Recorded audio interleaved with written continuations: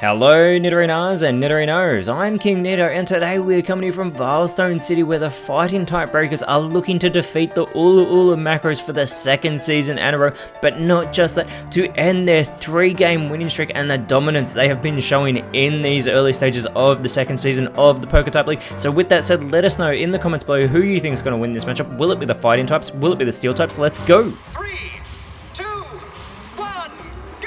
Now the Ulu macros have been on a massive rise through the PokeType League as they are starting out with River and King Gambit. It is going to be Quaquaval and Mianshao starting out for the Vilestone Breakers, and immediately the coaching from Mianshao, it is going to help out Quaquaval here by boosting that physical attack that is already base 115, also boosting that defense in the process. River though with the Mud Slap here onto Quaquaval, doesn't do much damage but does level that accuracy, and if this water fighting type can't land the hits as it goes for the Dire Claw, it won't land that though because that's not effective against the macros. They are immune to poison type moves. The Shadow Claw though gets the critical hit there by King Gambit onto Quaquaval. Mianshao with the poison gas, again they're going for the poison type moves on the steel types who are immune, so they don't have to worry about that status condition. River who is part poison type, goes with the Dragon Claw, putting Quaquaval into knockout range. Quaquaval responds with the Bubble Beam, capitalizing on its part water type and going for King Gambit there, who does respond with the Energy Ball. This will be super effective and gets the easy elimination, the early elimination of Quaquaval to put the Ulu macros in front, but out comes Ember with that part fire typing. Mianshao with the Crush Chop here, and it is super effective, eliminating King Gambit. That is the response that the Vilestone Breakers need to try and take down the Ulu macros. The Shadow Force here from River allows it to vanish from the field instantly. Ember should boost its stats here, instead going for the Horn Leech, but there is no target to connect with, so River is able to avoid that move, and out comes Magnezone for the Ulu macros. Mianshao goes for the Psyblade, but also goes for River trying to capitalize on that poison typing. River's going to finish up that Shadow Force, going for Ember, gets a fantastic connection, as well as Ember is going to respond with the Supercell Slam, coming down hard onto River. Great connection. Magnezone though with a coaching of its own, it's going to help out River now, boosting its attack and defense here on the field, and it's got 119 base attack, so don't underestimate that physical offense. The Thunder Shock here from Mianshao, very little damage being done to Magnezone, which allows River to go for the recycle, but unfortunately that will fail.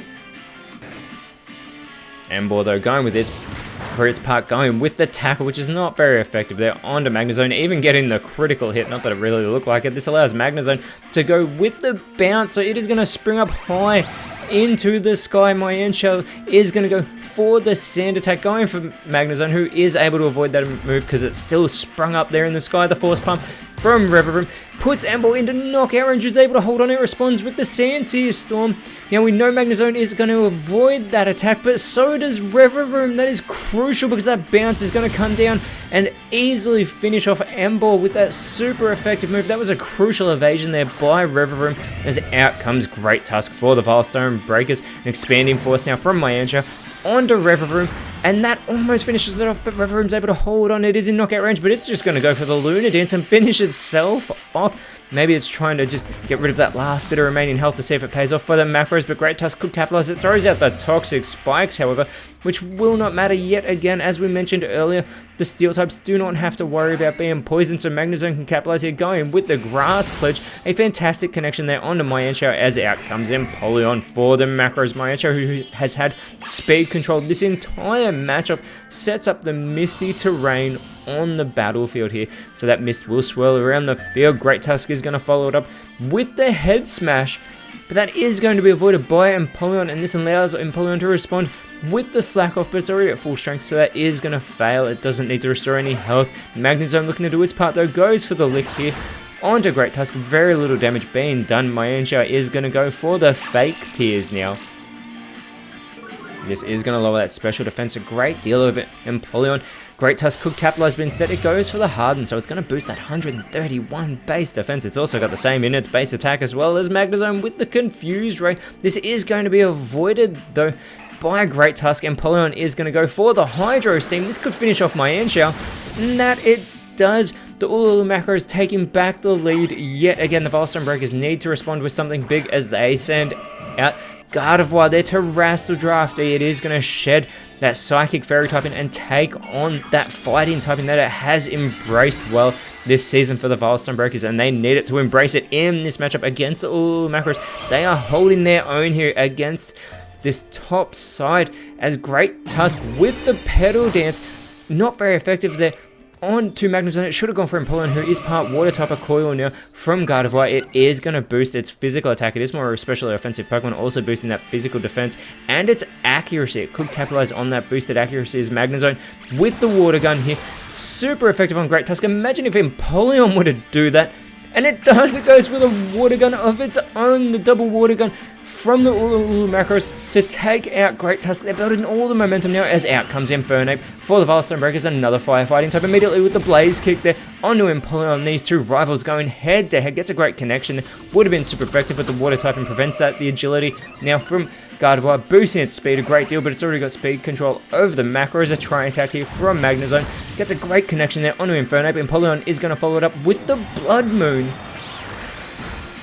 landing a fantastic connection there onto Gardevoir, who is going to respond with the Tail Whip, looking to lower the defenses here of the Steel types. Infernape needs to capitalize. It's got that Fire typing. They've got the Fighting typing as well, but the Cotton Guard now from Infernape, it is going to boost its own physical defense a great deal. Empoleon is going to go with the Scald on to Gardevoir, putting it in knockout range. Magnezone follows it up with the Dragon Dance, not going for the easy elimination. Instead, it is going to boost its physical attack as well as its speed. Now, it is more of a special attacker, but that mist now will disappear from the battlefield, and Gardevoir with the speed control goes for the Twister, connecting with both Steel types on the field for not very effective damage, but it does get that critical hit onto Magnezone. Infernape does follow it up with the Parting Shot. Now, it will not go back to the bench. However, it does lower that physical attack and that special attack of Empoleon here.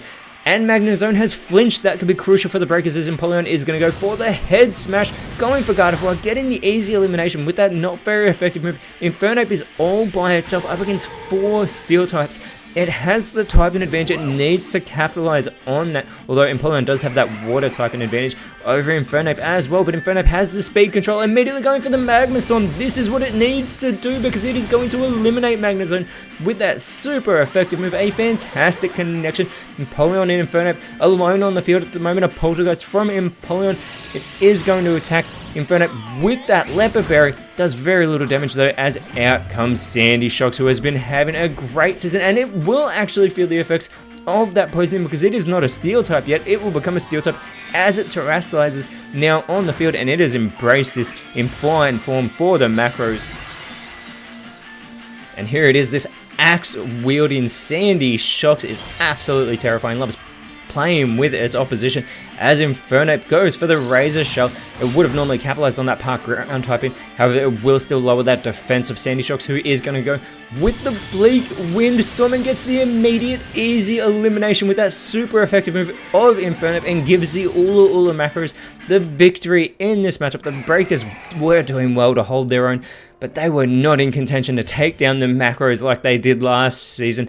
And with that, this will put the Macros back on top of the leaderboard, as the next round they will be going up against the Sutopolis Aqua, whereas for the Breakers, next round will be going up against the Lumiose Yellows. But until then, Nidorinos, thank you so much for watching. Let us know in the comments below who you thought was the best on field, and if you enjoyed what you saw, please leave a like, share, subscribe, but more importantly, always remember, you are awesome, and I'll see you when you see me.